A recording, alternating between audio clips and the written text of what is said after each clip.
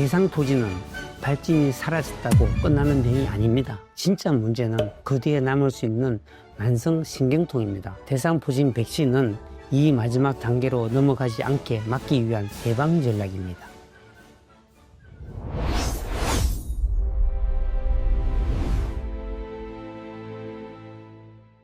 대상포진은 보통 3단계로 진행을 합니다. 첫 번째, 발진 전기입니다. 피부 발진 2, 3일 전에 통증이나 감각 이상이 발생하는 시기입니다.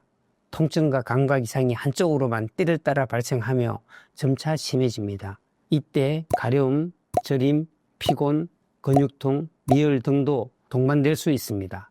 면역이 저하된 사람에서는 1, 2주 전부터 생길 수도 있습니다. 이 시기부터 치료를 하면 가장 이상적이지만 겉으로 보이는 증상이 없기 때문에 대상포진을 알아차리기는 어려운 시기입니다. 두 번째는 급성 발진기입니다. 신경이 지배하는 피부를 따라 발진과 물집이 나타나며 통증과 염증이 가장 심한 시기로 바이러스 치료와 적극적인 통증 치료가 가장 중요한 시기입니다. 수포 발생 3에서 5일 후 딱지가 됩니다. 피부가 정상적으로 회복되기까지는 약 한 달 정도 걸립니다.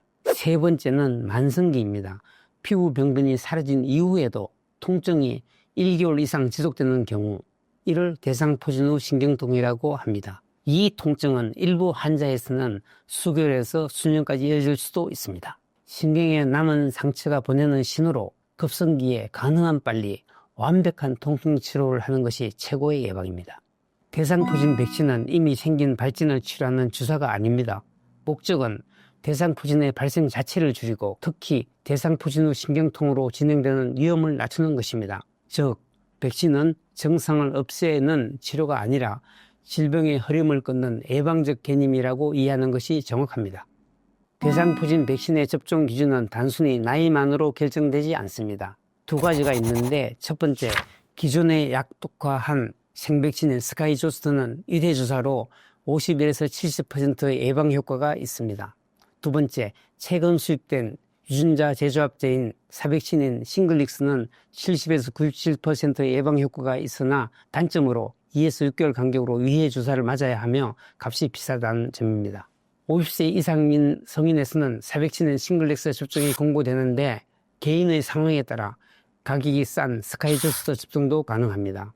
백혈병과 혈액암 등으로 면역이 결핍된 환자에서는 생백신인 스카이조스트의 사용은 금지되어 있습니다. 하지만 새로 개발된 싱글릭스는 면역이 결핍된 백혈병 환자일지라도 18세 이상이라면 접종이 가능합니다.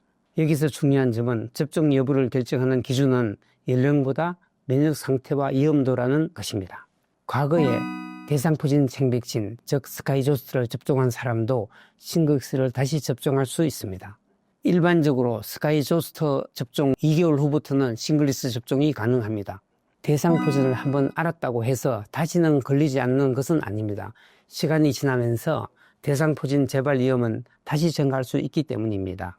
또한 대상포진의 재발률은 5에서 10%인데 한 번 걸리는 사람은 걸리지 않는 사람에 비해 재발 위험성이 1.5에서 3배 정도 더 높습니다. 따라서 대상포진 과거력이 있는 사람도 싱글릭스 2회 접종이 필요합니다. 첫 번째, 50세 이상 면역이 정상인 사람에서는 대상포진 회복 후 2에서 6개월이 지나면 접종이 권장되며, 두 번째, 면역이 저하된 항암제 치료하는 사람, 면역 억제제 고용량 복용하는 사람에서는 재발 위험이 매우 높으므로 대상포진이 나온 후 가능한 빨리 접종하는 것이 권장됩니다.